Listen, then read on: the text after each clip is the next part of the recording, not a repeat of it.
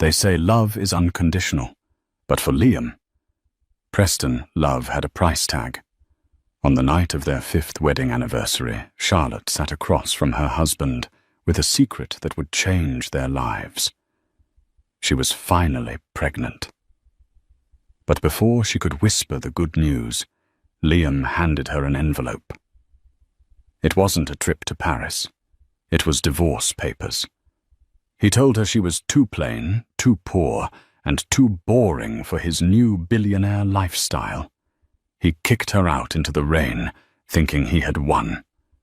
He didn't know that the poor woman he just discarded was actually the only daughter of the man who owned half of Wall Street.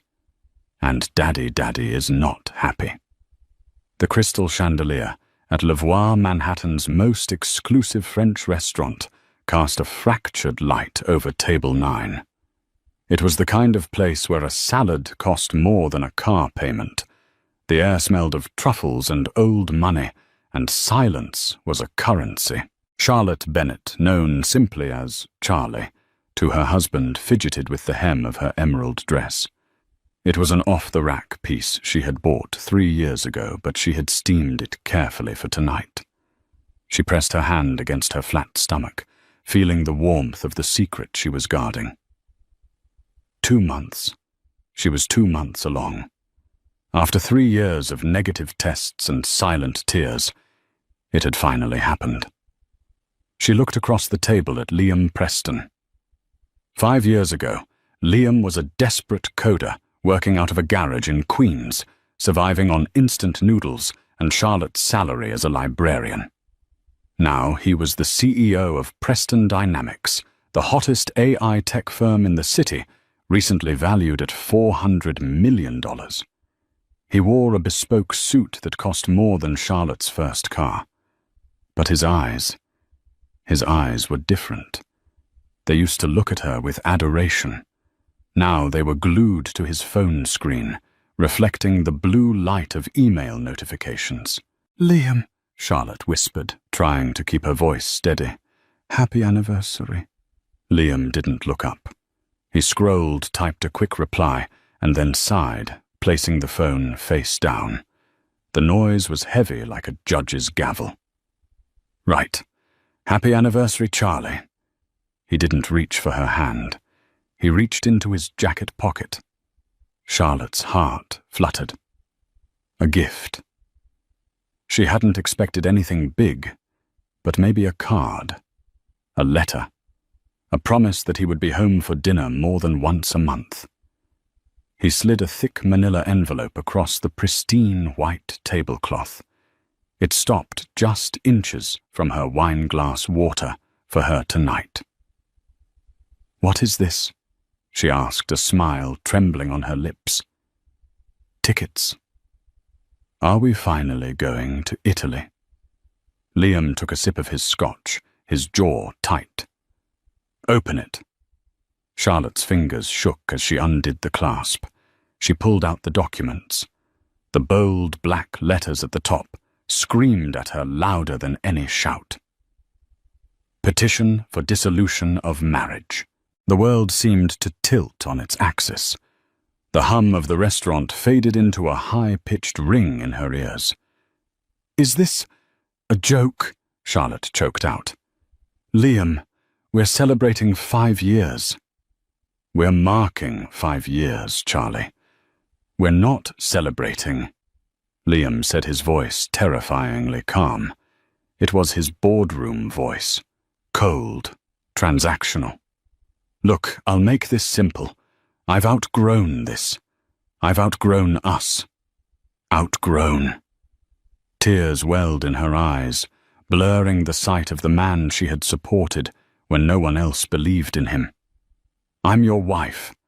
I'm not a suit you rented for prom." Liam leaned forward, lowering his voice, but the cruelty was sharper for its quietness. "Be realistic. Look at me. I'm on the cover of Forbes. I'm meeting with senators and tech giants. And then look at you." He gestured vaguely at her dress, her hair, her lack of jewelry. "You're a librarian, Charlie. You're sweet, you're simple, but you don't fit in my world anymore. I need a partner who understands equity optics and power. You barely understand how to use an iPhone." "I supported you," Charlotte hissed, ignoring the stares from the nearby tables. "I paid the rent when you were broke. I bought the servers for your first prototype. And I'm paying you back," Liam said, tapping the papers. "Check the settlement. The condo in Jersey, the Honda, and $200,000 in cash. It's generous. Most guys in my position would leave you with nothing." Charlotte felt a wave of nausea. It wasn't just the morning sickness. It was the realization that the man she loved was dead. He had been replaced by this monster in a silk tie. She thought of the baby. Tell him, a voice in her head screamed. Tell him about the child. He won't leave his own child. She opened her mouth. "Liam, there's something you need to know. If this is about your mother's medical bills, I already added a stipend for that." He cut her off, checking his watch. "Look, I have a meeting in 20 minutes. Sign the papers, Charlie. Don't make this ugly. I have lawyers who are much meaner than I am." He stood up. He actually stood up to leave her there alone on their anniversary. "Is there someone else?"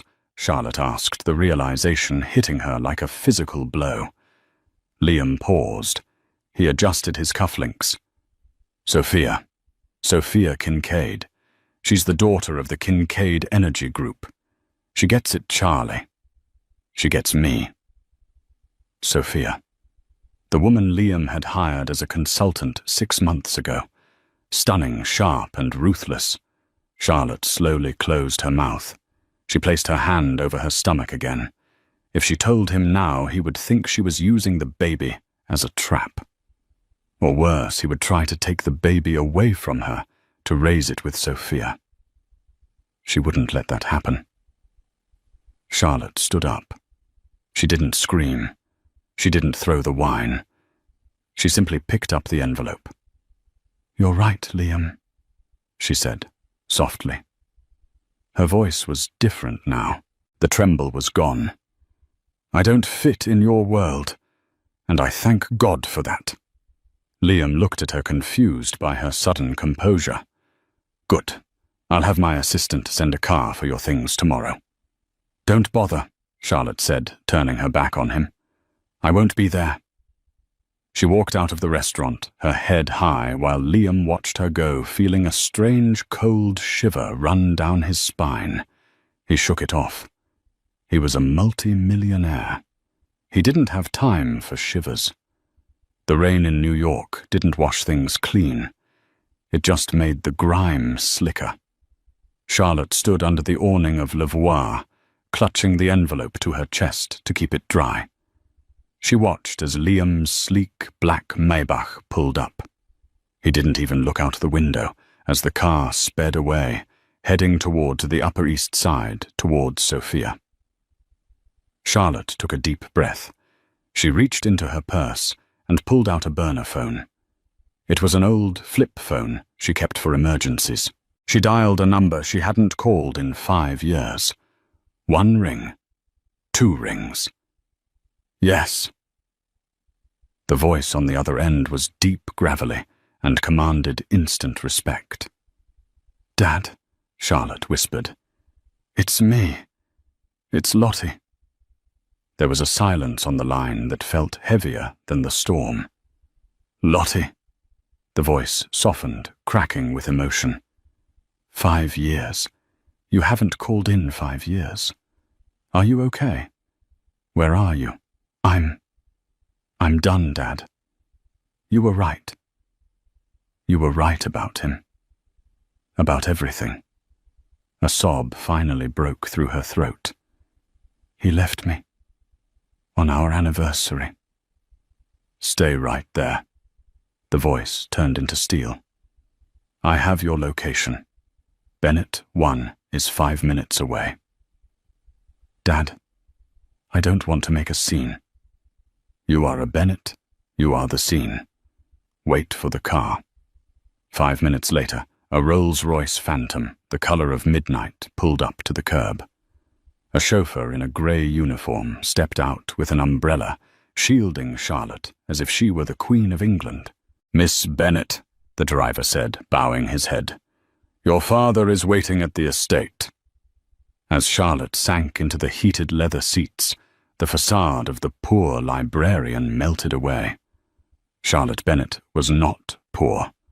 She was the sole heiress to Arthur Bennet, the CEO of Bennet Global, a private equity conglomerate that owned half the skyline of Chicago and a third of the New York's shipping ports. She had run away 5 years ago, rejecting her inheritance to find true love and live a normal life. She wanted to be loved for who she was, not for her father's billions. And for that naive dream, she had paid the ultimate price. The car drove not to a hotel but to a private airfield in Teterboro, New Jersey. A Gulfstream G650 was waiting, engines running. Inside the cabin, sitting in a leather armchair with a glass of whiskey, was Arthur Bennet. He was 65, with silver hair and eyes that could freeze water. When he saw Charlotte, he set the glass down and stood up. He didn't say a word about her wet clothes or her red eyes. He just opened his arms. Charlotte collapsed into her father's embrace, weeping uncontrollably. "I'm pregnant, Dad," she sobbed into his expensive suit. "He left me and I'm pregnant." Arthur Bennet's arms tightened around his daughter. He looked out the window at the rain-streaked runway. His expression shifted from concern to a cold, predatory rage. "He left my pregnant daughter," Arthur asked, his voice low and dangerous. "He said I was too poor. He said I didn't understand power." Charlotte cried. "He's seeing Sophia Kincaid." "Kincaid." Arthur let out a dry, humorless chuckle. "Robert Kincaid's girl. They sell natural gas. Cute." Arthur guided Charlotte to a seat and covered her with a cashmere blanket. He sat across from her and picked up a heavy, secure satellite phone. "Dad, what are you going to do?" Charlotte wiped her eyes. "He wants to play the big businessman, Lottie. He wants to talk about equity and power," Arthur said, dialing a number. "So I'm going to give him a lesson, a masterclass." "Get me the acquisition team," Arthur barked into the phone. "Wake them up. I don't care if it's midnight. I want a complete dossier on Preston Dynamics on my desk in 1 hour. Their debt-to-equity ratio, their shareholders, their pending loans, everything." He paused, listening to the person on the other end. "Yes, I know they aren't for sale," Arthur said, his eyes narrowing. "That's why I'm going to buy the bank that holds their loans. We're not just buying his company, gentlemen. We're going to swallow it whole.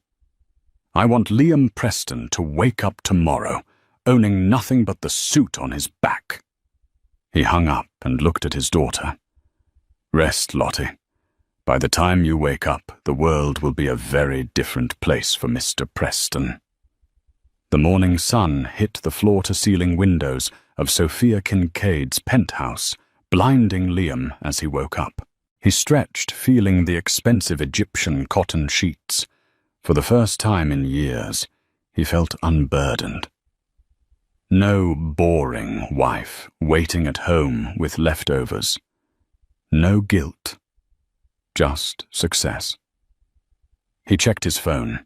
He expected missed calls from Charlotte, begging, crying, asking him to reconsider. There were none. "Good," he muttered, swinging his legs out of bed. She finally got the hint. He showered, dressed in a fresh navy suit, and joined Sophia in the kitchen. She was already on a conference call, looking sharp in a pencil skirt and holding a double espresso. She blew him a kiss as he grabbed a bagel. This was the power couple dynamic he had craved. Efficient, unemotional, high status. "I've got to head in," Liam said as she hung up. "Big day. We're finalizing the merger with the Tokyo partners. Go get them Tiger, Sophia smirked. Dinner at Nobu later, my treat, to celebrate your freedom. Absolutely. Liam whistled as he walked into the lobby of Preston Dynamics. He nodded at the receptionist, expecting the usual beaming smile. Instead, she looked pale. She was on the phone, whispering frantically. When she saw him, she slammed the phone down. Mr. Preston, she stammered. Jerry is looking for you. He's in a panic. Jerry. Liam frowned. Jerry was his CFO. The man had ice water in his veins. He never panicked. Tell him to wait in my office. He's already there, sir. With the others. What others? Liam took the elevator to the 40th floor. The doors slid open, and the silence hit him instantly. Usually the floor buzzed with coders and sales reps. Today, everyone was standing in clusters, whispering. They looked at him like he was a ghost. Liam marched to his corner office and threw the door open. Jerry, what the hell is going? He stopped. Jerry wasn't alone. Sitting in the leather chairs, usually reserved for high-end clients, were 3 men in identical charcoal suits. They didn't look like tech investors. They looked like sharks in human skin. And sitting behind Liam's desk, his custom mahogany desk, was a man Liam didn't recognize. He was bald with a thick neck and a scar running through his eyebrow. He was spinning Liam's Newton's cradle, click, clack, click, clack. Who are you? Liam demanded, his face flushing with anger. Get out of my chair. Jerry stepped forward, sweating profusely. He looked like he was about to vomit. Liam, please, calm down. Calm down. Who are these people, Jerry? This is Mr. Hale, Jerry said, pointing to the man behind the desk. He represents Titan Holdings. I don't care if he represents the Pope, Liam snapped. Security. Security works for us now. Mr. Preston, Mr. Hale said. His voice was deep scratching like sandpaper. He didn't stand up.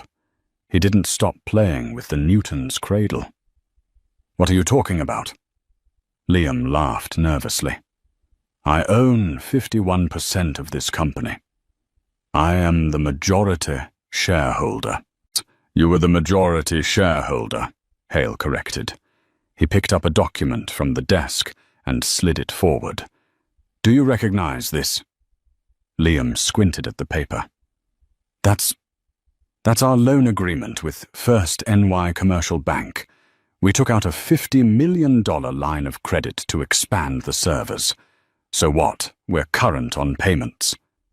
Standard Clause 14B, Hale recited from memory, not looking at the paper. The change of control and risk assessment clause. If the lending institution believes the company's leadership has become unstable, or if the debt is sold to a third party, the full amount becomes due immediately. Liam felt a cold drop of sweat slide down his back. The debt is sold. First NY wouldn't sell our debt. We're their star client. First NY Commercial doesn't exist anymore. Hale smiled a cold, predatory baring of teeth. As of 4:00 a.m. this morning, Bennett Global acquired First NY Commercial. We bought the bank, Mr. Preston, which means we own your debt. Bennett Global. Liam racked his brain. He knew the name. It was old money. Serious money. But why would they care about a mid-sized AI firm? We are calling in the loan, Hale said flatly. $50 million, plus interest, payable immediately. I don't have $50 million in cash, Liam stammered. It's tied up in assets, stock. We know, Hale said, which triggers a default, and under the terms of your default ownership of all collateral, which includes your intellectual property, your servers and your 51% stock options, reverts to the creditor. Hale finally stood up. He was massive, towering over Liam. Congratulations, Mr. Preston. Bennett Global is now the owner of Preston Dynamics. The room spun. Liam grabbed the back of a chair to steady himself. This wasn't possible. Hostile takeovers took months. They involved lawyers, regulators, SEC filings. This had happened in hours. "This is illegal," Liam sputtered. "I'll sue. I'll call my lawyers." "You can try," Hale said, walking around the desk. "But you used company funds to pay your retainer fees. Since we froze all company accounts at 8:00 a.m., you currently don't have a lawyer, or a corporate card, or a car, actually. The lease on the Maybach is in the company's name." Jerry, the CFO, looked at the floor. "I'm sorry, Liam. They gave me an option. Cooperate or go to prison for that creative accounting you had me do in Q3. Liam looked at his friend, betrayed. "You sold me out." "I have kids, Liam," Jerry whispered. "Get out," Hale commanded. He wasn't talking to Liam. He was talking to Jerry and the other suits. "Everyone out. I want a moment with the former CEO." The room cleared instantly. Liam was left alone with Hale, the man who had stolen his life in 10 minutes. "Why?" Liam asked, his voice shaking. "Why Bennett Global? I've never met Arthur Bennett. I've never done business with him. Why is he targeting me?" Hale walked over to the window, looking out at the city. Charlotte had walked through in the rain, just the night before. "Mr. Bennett is a man of particular principles," Hale said. "He values loyalty, he values family, and he despises men who throw away valuable things because they think they found something shinier." Liam frowned. "Is this about the environmental regulations? Because I can fix the carbon footprint of the servers." Hale laughed. It was a harsh, barking sound. "You think this is about business? You tech boys are all the same. You think the world is just ones and zeros." Hale turned back to Liam. "Mr. Bennett is coming here. Today. He wants to inspect his new acquisition personally, and he wants to handle your termination. Face to face. Termination." Liam straightened his tie, trying to regain a shred of dignity. "You can't fire me. I am the face of this company. The code is in my head. If I leave, the AI fails. The clients will walk. The clients are already reassured," Hale said. "And as for the code, we had your team push a commit to the repository an hour ago. We have the source code. You are redundant." Liam's phone buzzed. It was Sophia. "Liam, why is my credit card declined?" "I'm at Nobu trying to book the table. They said the card is frozen." Liam felt the blood drain from his face. He had given Sophia a supplementary card on his business account. "You froze my personal assets too." Liam gasped. "We froze the assets tied to the fraud investigation," Hale said casually. "Fraud? When you use company funds to pay for... Let's see." Hale picked up a file. "A penthouse deposit for a Miss Kincaid diamond earrings. That's embezzlement, Liam. We could call the FBI, but Mr. Bennett wants to talk first." The double doors opened. The air in the room seemed to drop 10 degrees. Arthur Bennett walked in. He didn't look like the photos in the magazines. In person, he was terrifying. He wore a black wool coat and carried a silver-tipped cane, though he didn't seem to need it. He walked with the heavy, inevitable momentum of a freight train. He stopped in the center of the room and looked at Liam. He didn't say a word.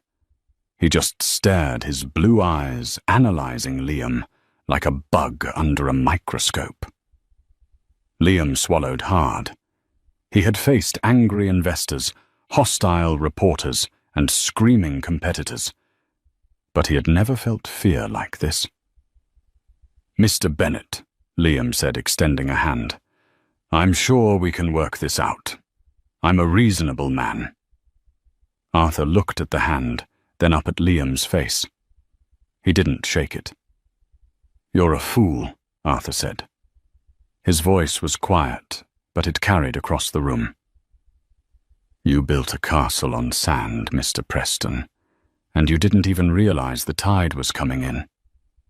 "I built this company from nothing," Liam defended himself. "You built it on support," Arthur corrected, "on sacrifices made by others, and when you got to the top, you kicked the ladder away." Arthur walked slowly to the desk, Liam's desk, and picked up the framed photo Liam had forgotten to remove. It was an old photo from 5 years ago. Liam and Charlotte eating pizza on the floor of their first empty apartment. Liam looked happy. Charlotte looked adoring. Arthur stared at the photo of his daughter. His jaw tightened. "You know," Arthur said, tracing the frame, "I had a daughter, a sweet girl. She wanted to make it on her own, refused my money, said she wanted to find a man who loved her, for her not her last name." Liam blinked. I don't see what that has to do with me." Arthur turned the photo frame face down on the desk with a sharp crack. "No," Arthur whispered. "You wouldn't." He turned to Hale. "Is the security team ready?" "Yes, sir." Hale nodded. "Good." Arthur looked at Liam. "You have 5 minutes to collect your personal effects. A box has been provided. If you touch a computer, you will be arrested. If you speak to an employee, you will be arrested. If you are still in this building in 6 minutes, you will be thrown out." "You can't do this," Liam screamed, his composure finally shattering. "Do you know who I am?" "I'm Liam Preston." Arthur stepped in close. He smelled of cigars and rain. "You are nobody, Liam. You are a man with no wife, no child, no company, and as of this morning, no future." Arthur leaned in his voice, dropping to a lethal whisper. "And if you ever come near Charlotte Bennett again, I will spend the rest of my fortune making sure you never see the sun shine from outside a prison cell." Liam froze. The name hung in the air. Charlotte Bennett. Charlie. His Charlie Bennett. He looked at Arthur. He looked at the silver hair, the piercing blue eyes. He saw the resemblance instantly. It had been there the whole time, hidden behind glasses and cheap cardigans. "Charlie is," Liam gasped. "She was your wife," Arthur said, turning his back. "Now she's my heir. Get him out of my sight." The cardboard box was wet at the bottom. Liam stood on the sidewalk outside the glass tower of Preston Dynamics, the building he had designed, holding a box containing a stapler, a stress ball, and a dead potted plant. Passers-by didn't look at him. To them, he was just another suit having a bad day. They didn't know he had been worth $400 million at breakfast and was worth -$50 million by lunch. "It's fine," Liam muttered to himself, his eyes darting around manically. "It's just a setback, a hostile takeover. I can pivot. I have Sophia." He hailed a taxi. His Uber account was linked to the corporate card, which was frozen. He had to dig into his pocket for a crumpled $20 bill he found in his jacket. "Upper East Side, Kincaid Penthouse," he barked at the driver. Sophia was his ace in the hole. Her father, Robert Kincaid, was an energy tycoon, not as big as Bennett, but big enough to fight back. If Liam married Sophia, he would have access to the Kincaid war chest. They could sue Bennett Global. They could start a new rival AI firm, He arrived at Sophia's building rushing past the doorman, who gave him a suspicious look. He jammed his finger into the elevator button. When he burst into the penthouse, the air was tense. Sophia was pacing the living room, her phone pressed to her ear. She was speaking in rapid-fire French. She stopped when she saw Liam. She didn't smile. She didn't rush to hug him. She looked at the cardboard box in his hands with a mixture of pity and disgust. "I have to go," she said into the phone and hung up. "Sophia, thank God," Liam said, dropping the box on a white velvet sofa. "You won't believe what happened. That lunatic Arthur Bennett, he bought the bank. He seized the company. It's a nightmare." Sophia crossed her arms. "I know. It's all over Bloomberg. Tech darling Liam Preston ousted in Bennett Blitzkrieg. They're calling it the Red Wedding of the tech world. It's illegal." Liam paced the room. "We need to call your father. If Robert puts up the capital, we can file an injunction. We can freeze the acquisition." Sophia stayed exactly where she was. "My father knows Liam. That was him on the phone." "And is he sending the lawyers?" "He's sending a moving crew," Sophia said coldly. Liam froze. "What?" "Liam, look at the situation." Sophia sighed as if explaining a simple math problem to a child. "Your toxic assets now. Bennett Global isn't just a company. It's an empire. Arthur Bennett destroys people who cross him. If my father helps you, Bennett will come for Kincaid Energy next. He'll sanction our pipelines. He'll buy our debt." "What, you're scared of him?" Liam asked, incredulous. "I thought we were a power couple. You said I was a visionary." "You were a visionary when you had equity," Sophia corrected him. She walked over to the counter and poured herself a glass of water, not offering him one. "Now you're a liability. I can't be seen with a man who is being investigated for embezzlement." "That embezzlement was for you," Liam screamed. "The jewelry. The apartment deposit I spent that money on us. I never asked you to steal." Sophia shrugged her voice, devoid of emotion. "I assumed you could afford it. Clearly I didn't do enough due diligence on your portfolio." "Due diligence?" Liam felt like he had been punched in the gut. He recognized the tone. It was the same tone he had used on Charlotte at the restaurant. Cold, transactional, heartless. "I left my wife for you," Liam whispered. "I left Charlie. She was pregnant, Sophia. I didn't know, but she was pregnant. And I left her for you." Sophia's eyes widened slightly, but not with sympathy. "She's a Bennett. The ex-wife is a Bennett." "Yes," Sophia let out a short, incredulous laugh. "Wow, you really blew it, didn't you? You had the golden goose sitting at your dinner table for 5 years, and you traded her for a consultant fee." She walked to the door and opened it. "You need to leave Liam." "Sophia, I have nowhere to go. They froze my accounts. They took my apartment." "Not my problem," she said, checking her nails. "Security is on the way up. I'd hate for you to be dragged out in front of the neighbors. It's bad for property values." Liam stared at her. The beautiful, sharp, sophisticated woman he thought was his equal. She was exactly like him. And that was the worst punishment of all. He picked up his wet cardboard box. "You deserve everything that's coming to you." Liam spat. "Maybe." Sophia smiled, closing the door in his face. "But at least I still have a roof over my head." 3 months had passed. New York City moved on quickly. Preston Dynamics had been rebranded as Bennett Tech. The stock price had tripled since the takeover. The world had forgotten Liam Preston. Liam had not forgotten. He was living in a motel in Yonkers, paying cash he earned from doing freelance IT repair work under a fake name.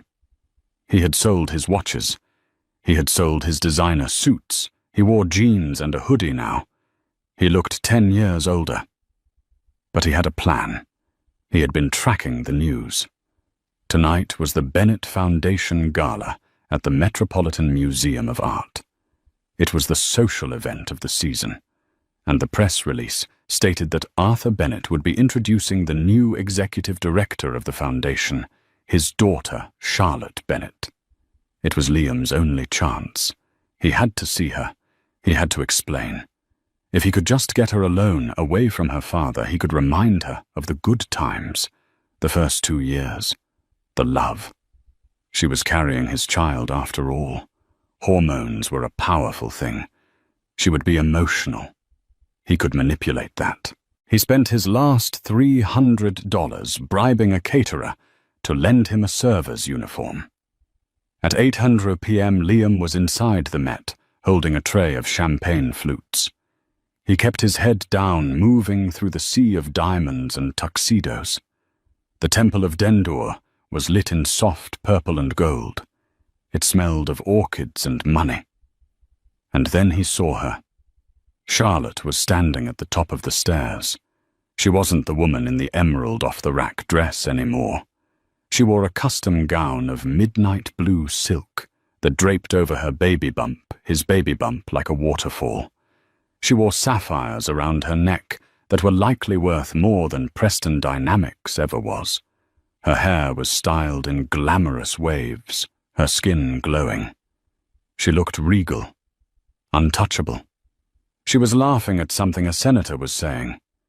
She looked happy. Liam felt a surge of possessiveness. That was his wife. That was his child. He waited until the speeches began. Arthur Bennett took the stage, the crowd hushing. "Ladies and gentlemen," Arthur boomed, "for years I built a legacy of business, but a legacy means nothing without family. Tonight I am proud to step back and let the future take the lead.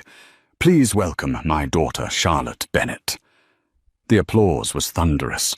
Charlotte took the microphone.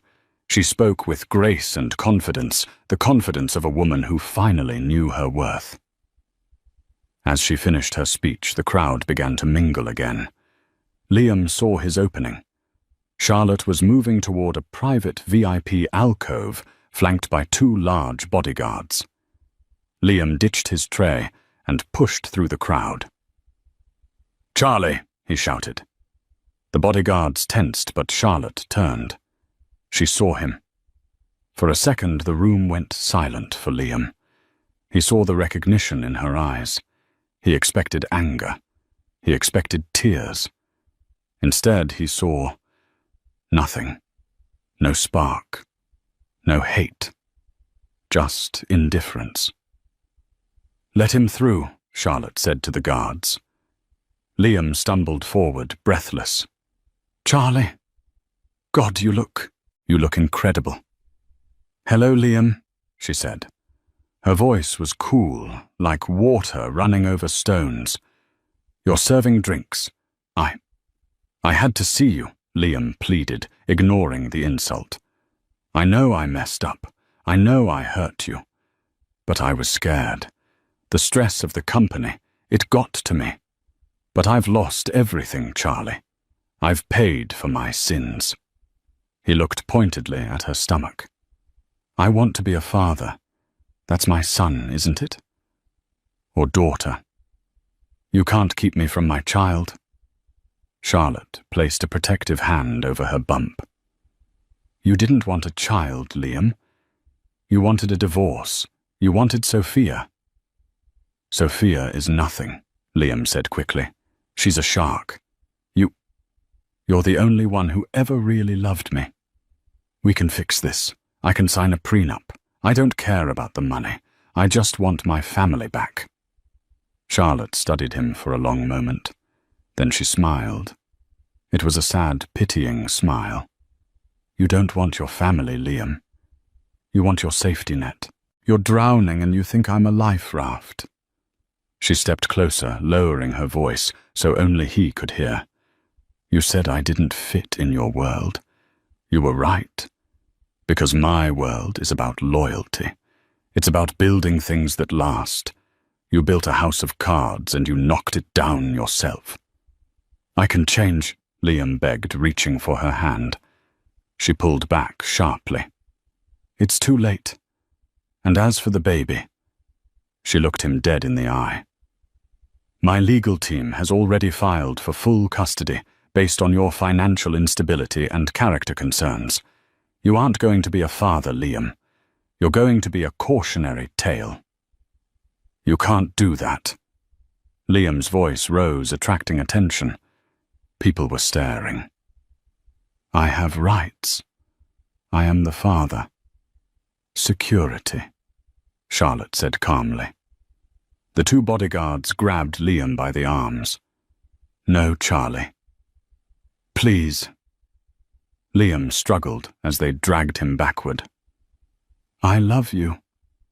I still love you. I know, Charlotte said softly, turning her back on him to face the flashing cameras of the press. But I don't love you anymore.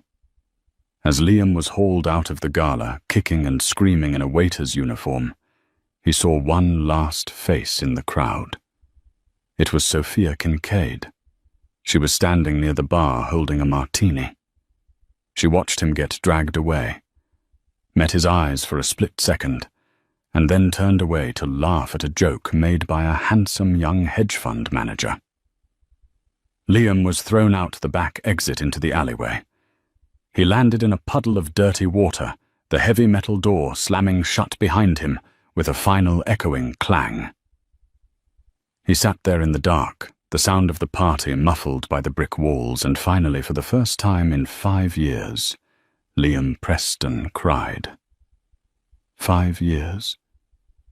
In the grand scheme of the universe, 5 years is a blink of an eye. But in the life of a human being, it is enough time for empires to rise, for cities to change their skylines, and for a heart to break, heal, and learn to beat to a completely different rhythm.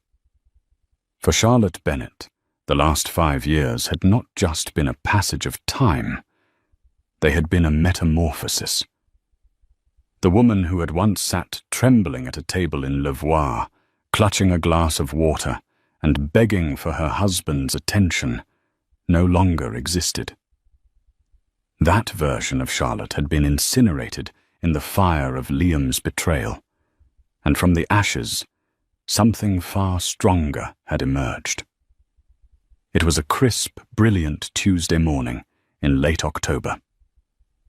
Central Park was a masterpiece of autumn, the trees ablaze in riotous shades of burnt orange, crimson, and gold.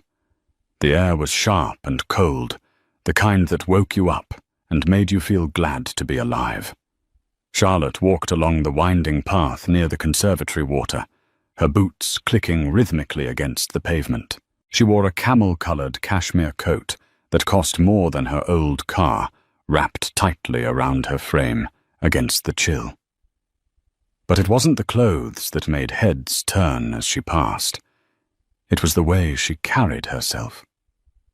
She walked with the easy, unforced confidence of a woman who had faced her worst nightmare and survived.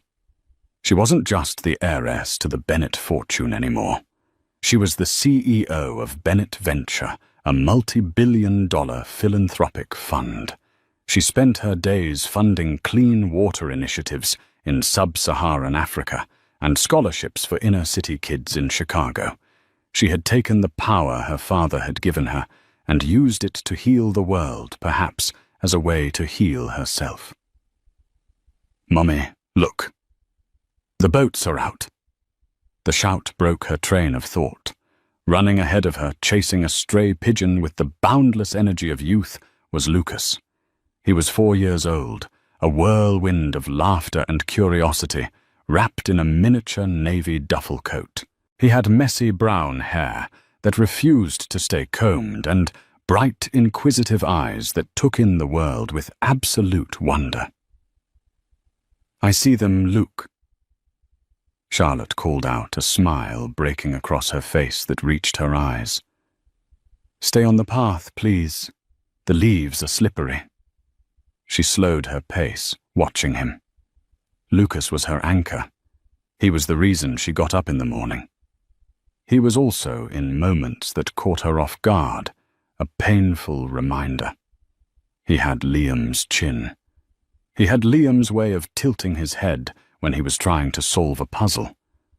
But the selfishness, the coldness, that was gone. Lucas was all warmth. Charlotte sat on a wrought-iron bench, adjusting her scarf, allowing herself a moment to just breathe. She watched her son pick up a vibrant red maple leaf, inspecting it like it was a rare jewel. 50 yards away, the world looked very different. A man in a faded, stained grey uniform was stabbing at a discarded coffee cup with a pointed trash stick. He wore a neon yellow safety vest that hung loosely on his frame. On the left breast pocket, a cheap plastic name tag read simply, Lee. It was Liam Preston. The fall had not been a slide. It had been a cliff. After the gala, after the public humiliation, the legal system had finished what Arthur Bennett had started. The investigations into Preston Dynamics had revealed deep systemic fraud. Liam hadn't gone to prison. His lawyers had managed to plead it down to probation and restitution, but the financial penalty had been absolute. Every dollar he had was seized. His reputation was radioactive. In the tech world, the name Liam Preston became shorthand for hubris and failure. He had applied for coding jobs, then IT management, then help desk support. No one would hire him. He was a liability. So the man who once dined on truffles and drank scotch older than his employees was now a seasonal sanitation worker for the City Parks Department. He lived in a basement studio in Queens that smelled of mildew, and he spent his days cleaning up after the people he used to be. Liam paused in his work, wiping sweat from his forehead with the back of a dirty glove. His back ached. It always ached these days. He looked older than his 35 years. His hair was thinning and his face was etched with deep lines of bitterness and regret. He looked up and saw the boy. For a moment, Liam just stared. He didn't know who the child was, but something about the boy's energy, the way he threw his head back and laughed at the sky, struck a chord deep in Liam's chest. It was a phantom sensation, like a limb he had lost years ago trying to flex. Then his gaze drifted to the woman on the bench. The world seemed to stop spinning. The sounds of the city, the distant sirens, the chatter of tourists, the wind in the trees, faded into a dull roar. Charlie. It was her. It had to be. But she looked transcendent. She looked like a queen in exile watching over her kingdom. She was radiating a kind of peace that Liam had never seen in her when they were married. Liam gripped his trash stick until his knuckles turned white. His heart hammered against his ribs like a trapped bird. Run, his mind screamed. Turn around. Walk away. You are forbidden to be here. But his feet were lead. He was paralyzed by the sight of the life he had thrown into the garbage, sitting there in the golden autumn light, perfect and unreachable. Lucas, spotting a squirrel near the water's edge, made a sudden dash. He was fast, too fast for his little legs. The toe of his sneaker caught on an uneven paving stone. Whoa! The boy went down hard, his hands scraping against the rough asphalt. Ouch! Lucas cried out, the shock turning instantly into tears. He sat up, clutching his knee, his lower lip trembling. Instinct is a powerful thing. It overrides logic. It overrides shame. Before Liam could think, he had dropped his stick and was rushing forward. He was the closest adult. Hey, easy now. Liam's voice was raspy from disuse, but gentle. He knelt down beside the crying boy. Lucas looked up, tears streaming down his face. Liam saw his own eyes looking back at him. The recognition hit him like a physical blow to the gut. This is him. This is my son. It's okay, buddy, Liam whispered, his hands hovering, afraid to touch the boy, afraid to dirty his expensive little coat. It's just a scrape. You're a tough guy, right?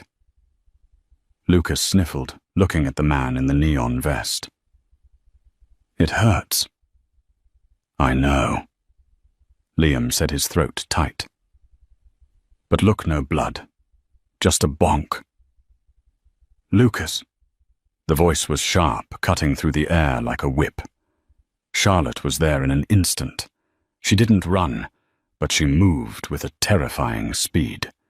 She swooped down, placing herself between Liam and the boy, pulling Lucas into her arms and standing up in one fluid motion. She looked at the sanitation worker, her eyes flashing with a mother's protective fire. I told you to stay on the path. She stopped. The wind rustled the dry leaves around them, a dry, skeletal sound. Charlotte stared. She took in the neon vest, the dirt on his face, the receding hairline, the name tag that said Lee. Liam slowly stood up. He felt small. He felt like he was made of glass, and she was holding a hammer. He wanted to speak, to say something profound, to apologize, to beg. Charlie, it's me. I'm sorry. I'm so sorry. But the words died in his throat. What right did he have? Charlotte's expression shifted. The anger vanished, replaced by something far worse. It wasn't hate. Hate implies passion. Hate implies that the person still matters to you. Charlotte looked at him with pity. She looked at him the way one looks at a building that has collapsed, a tragic mess that is no longer anyone's home. Are you okay? Charlotte asked, but her eyes were on Lucas, inspecting his knee with gentle fingers. I'm okay, Mommy. Lucas sniffled, wiping his nose on his sleeve. He pointed a small finger at Liam. The man helped me. Lucas looked at Liam. Thank you, mister. Mister. The word echoed in Liam's head. Not Dad. Not father. Just mister. A stranger. A nobody. Liam felt hot tears prick the corners of his eyes. He forced a broken, crooked smile. You're welcome. Charlotte stood up, hoisting Lucas onto her hip. She adjusted his coat, brushing a speck of dust from his shoulder. She reached into her purse. For one horrifying second, Liam thought she was going to hand him a $5 bill. The shame of it burned him hotter than fire. Please, he prayed silently. Don't tip me. Don't pay me for touching my own son. She didn't. She pulled out a tissue and wiped the last tear from Lucas's cheek. Then she looked at Liam one last time. Her gaze was cool, detached, and final. There was no spark of the old love. There was no victory lap. There was just the acknowledgement of a stranger who had done a small kindness. Come on, Lucas, she said, her voice steady and calm. Daddy is waiting for us at the boathouse. He promised you ice cream. Liam felt the blood drain from his face. The world tilted. Daddy? Lucas's face lit up, the pain in his knee instantly forgotten. Is Michael there? Yes. Charlotte smiled, and it was the most beautiful, genuine smile Liam had ever seen, and it wasn't for him. Michael is waiting, and he brought the puppy. Yay, Daddy, Lucas cheered. Charlotte turned. She didn't say goodbye to Liam. She didn't nod. She simply turned her back on him, wrapping her arms around her son, and walked away. Liam stood frozen.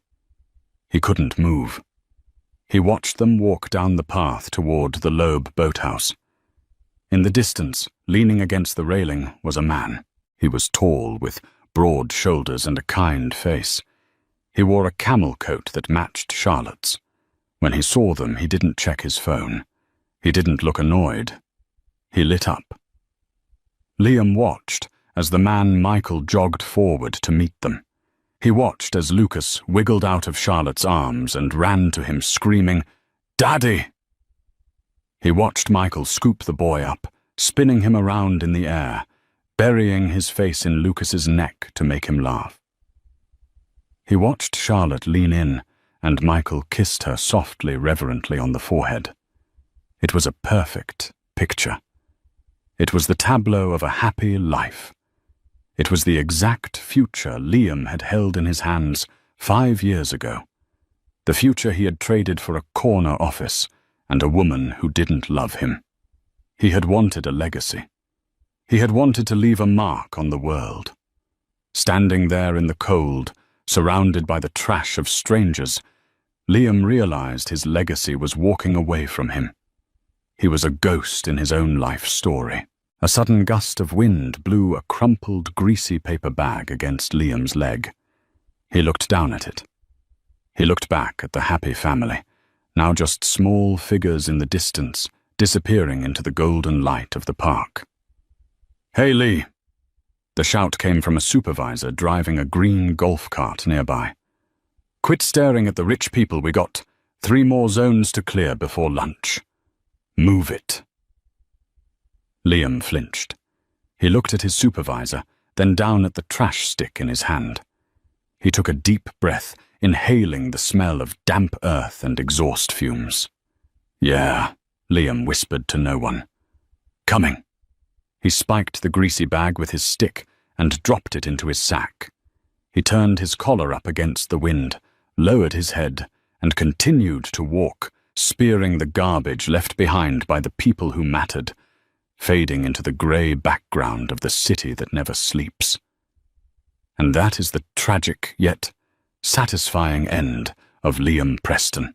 He spent his life chasing a better future, obsessing over status and optics, only to realize too late that he had already won the lottery the day he married Charlotte. He traded a diamond for a piece of glass because the glass sparkled a little brighter under the lights. In the end, Liam got exactly what he wanted, a life where he didn't have to deal with a boring family. But the price was watching strangers live the life that was meant to be his. It's a brutal lesson in karma. Be careful who you step on to get to the top, because they might be the ones holding the ladder. If this story gave you chills, or if you think Liam got exactly what he deserved, hit that like button right now. It really helps the channel. And I want to hear from you in the comments. Do you think Charlotte should have let Liam say goodbye to his son? Or did she do the right thing by walking away? Type Team Charlotte or Team Forgiveness below. Don't forget to subscribe and ring the bell so you never miss a story. We drop new drama every week. Thanks for watching, and remember, true wealth isn't in your bank account. It's in who waits for you at home.